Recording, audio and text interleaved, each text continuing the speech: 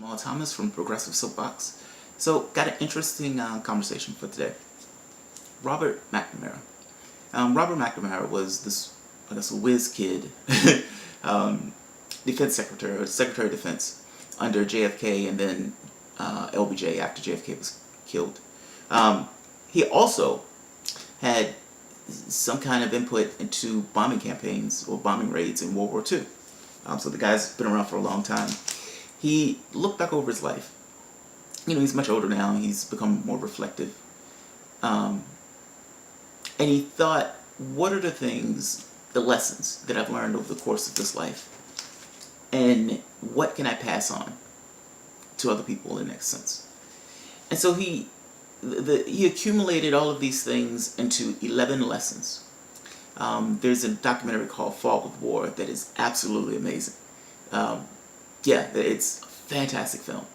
But he gives lesson by lesson. So each segment of the film starts off with the lesson and then he expands upon it. So in this case, I'm more interested in lesson 2. All of the lessons are good, but lesson 2 is the one I want to talk about today. Rationality will not save us. He's talking in relation to the Cuban Missile Crisis, but he's expanding that onto just over the course of his life. Rational individuals can still get us into really bad situations. So this is his take.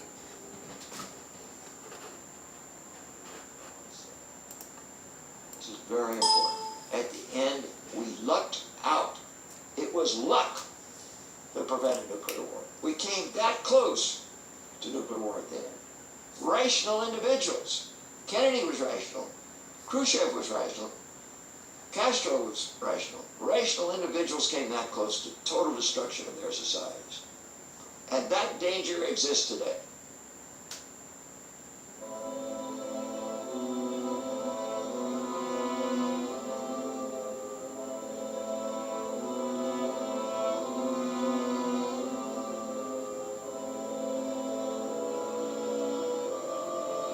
The major lesson of the Cuban Missile Crisis is this: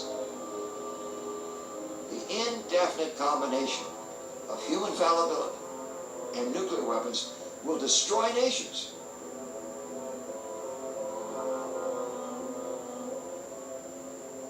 Is it right and proper that today there are 7,500 strategic offensive nuclear warheads, of which 2,500 are on 15-minute alert to be launched by the decision of one human being?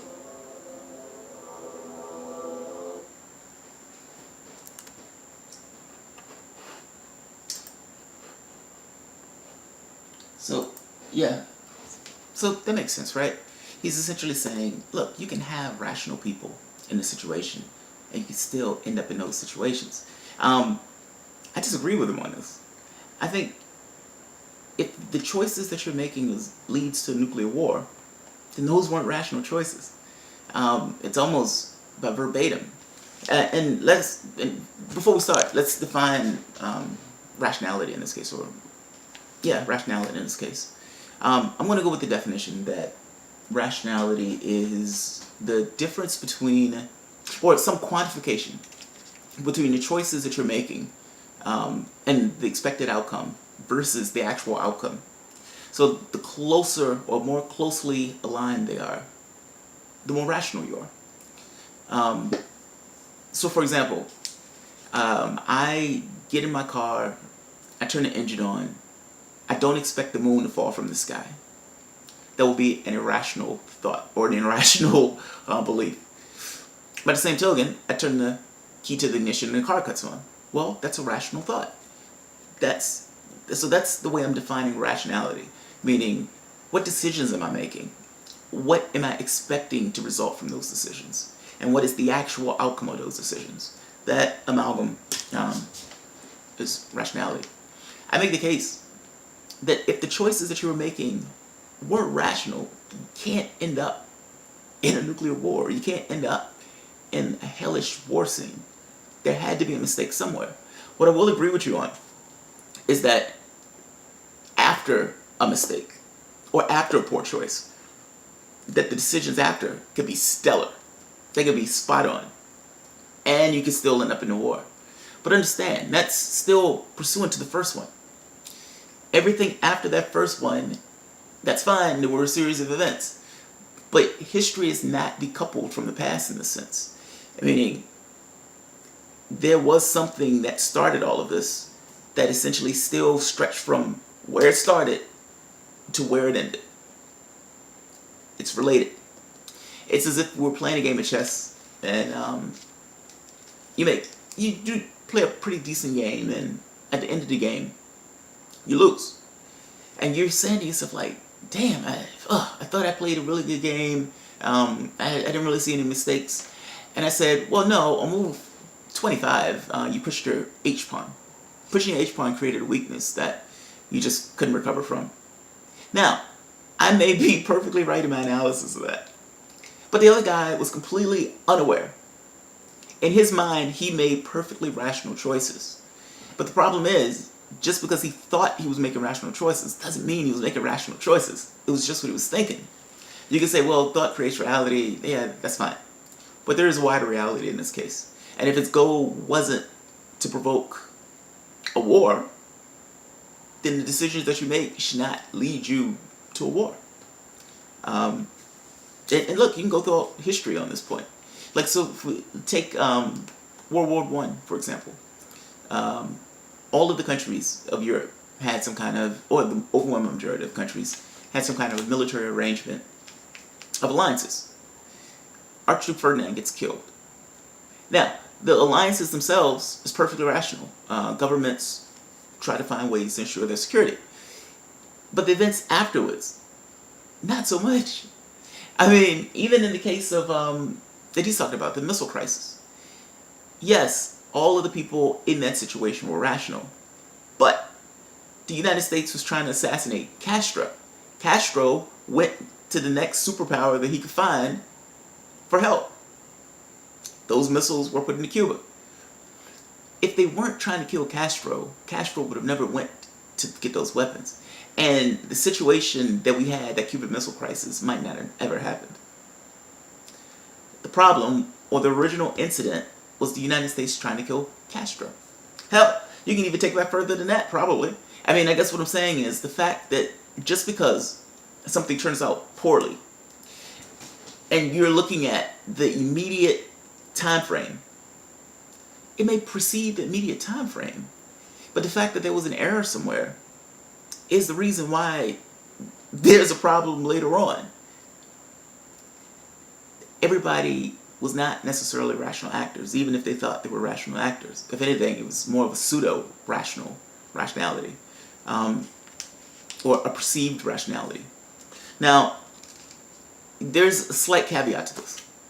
So say, for instance, you had a closed system of countries. One country comes up with some kind of weird militaristic mindset, in which case they want a war. Now, from the standpoint of that particular country, all of their decisions are rational because they actually want the war. And the person, the opposing side on that point, would think all of their decisions are absolutely incomprehensible because they don't want a war. In that situation, yes, both people are behaving rationally from the confines of their own perspectives. And yes, that is going to tumble into a hell pit. But the question was predicated on, it will not save us. And I'm saying it will save us. But it's not the rationality that we've had over the years.